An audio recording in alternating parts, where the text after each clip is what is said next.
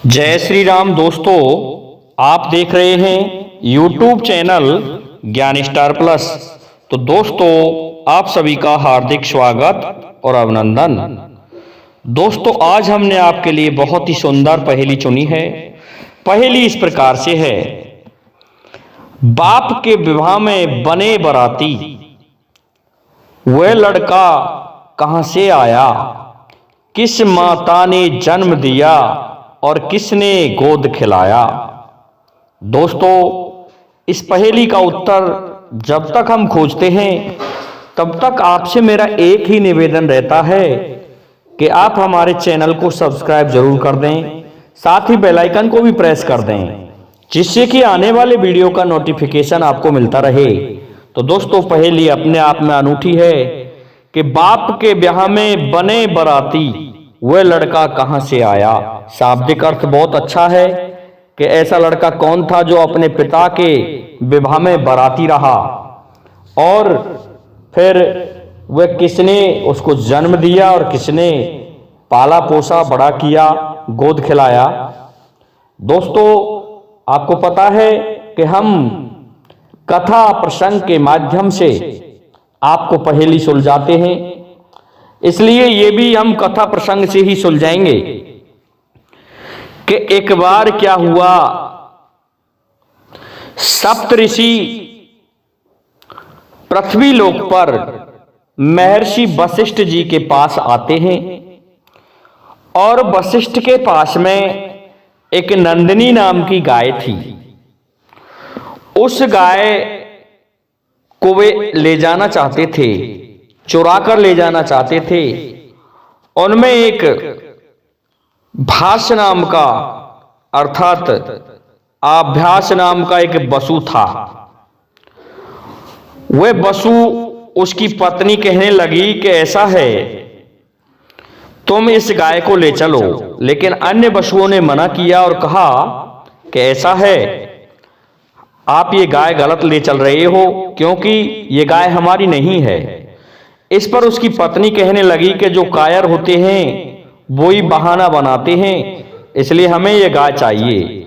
तो वे गाय को चुरा कर ले जाने लगे तो इस बात का पता वशिष्ठ जी को लग जाता है। वशिष्ठ जी ने उन्हें पकड़ लिया और कहने लगे कि आप तो अतिथि बनकर आए थे, लेकिन आप तो मेरी गाय चुरा कर ले जा रहे हो, इसलिए मैं तुम्हें श्राप देता हूं, तुम्हें इस पृथ्वी पर जन्म लेना पड़ेगा। जब इस प्रकार का श्राप लग गया तो ये सभी श्राप मुक्ति के लिए माता गंगा के पास गए। गंगा उस समय स्वर्गलोक में ही निवास करती थी। तो गंगा ने कहा कि मैं पृथ्वी पर जाऊंगी और तब तुम मेरे गर्भ से जन्म लोगे, तब मैं तुम्हारा उद्धार कर दूंगी। तो इस प्रकार की प्रार्थना को माता गंगा ने सुन लिया। क्या होता है दोस्तों, एक दिन महाराज शांतनु गंगा पर घूमने गए हुए थे। दोस्तों, गंगा को महाराज शांतनु पहले से ही जानते थे, क्योंकि महाराज शांतनु भी स्वर्गलोक में थे, उस समय गंगा भी वहीं थी। तो वहां पर मां गंगा एक स्त्री के रूप में उन्हें किनारे पर खड़ी दिखाई दी। इस पर महाराज शांतनु पूछते हैं कि आप कौन हो, आपके माता पिता कौन हैं, आप बड़ी सुंदर हो और मैं आपसे विवाह करना चाहता हूं, क्या आप अभी कुमारी हो?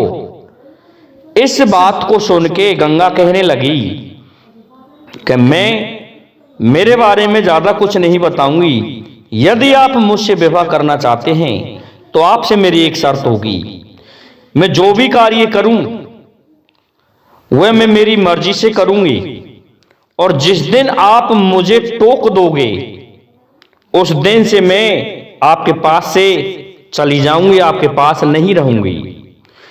इस शर्त को महाराज शांतनु ने मान लिया, क्योंकि वो तो उसके स्वरूप को देख के मुग्ध हो रहे थे, प्रेम से मुग्ध हो रहे थे।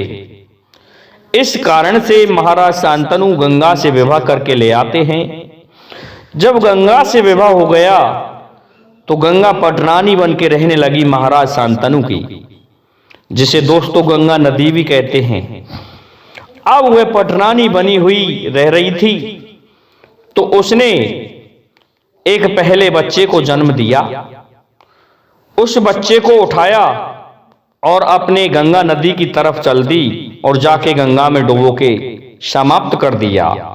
लेकिन महाराज शांतनु को अब भी विश्वास नहीं हो रहा था कि उसकी पत्नी ऐसा कर सकती है। इसके पश्चात दूसरा बच्चा पैदा हुआ। गंगा की वही प्रक्रिया रही, गंगा ने उस बच्चे को भी डुबो दिया।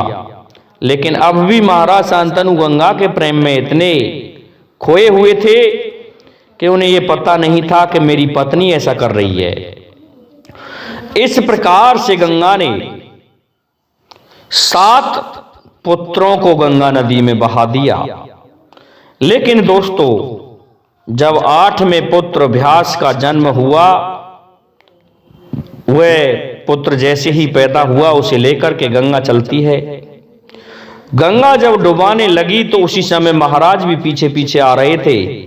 महाराज शांतनु ने झट से उस बालक को अपनी गोदी में खोस लिया और कहने लगे कि आप ऐसा अमानवीय व्यवहार क्यों कर रही हो? आपने मेरी 7 संतानें डुबो दी, आप ऐसा क्यों कर रही हो? इस पर गंगा कहने लगी कि ऐसा है महाराज, आपने मेरी शर्त तोड़ दी। मैंने कहा था कि जिस दिन आप मुझे टोक दोगे उस दिन से मैं आपके पास नहीं रहूंगी, चली जाऊंगी। अब मैं जा रही हूं, लेकिन कारण अवश्य बताऊंगी। आपको मैं सुनाती हूं, महाराज सुनो। तो महाराज से कहने लगी कि ये 8 वसु थे जिनको वशिष्ठ ऋषि ने श्राप दे दिया था। इस कारण से मैं ये यहां पृथ्वी लोक पर कम से कम रह सकें और वसु बन जाएं वापस जाके, मैं इनको डुबो डुबो के समाप्त कर रही थी।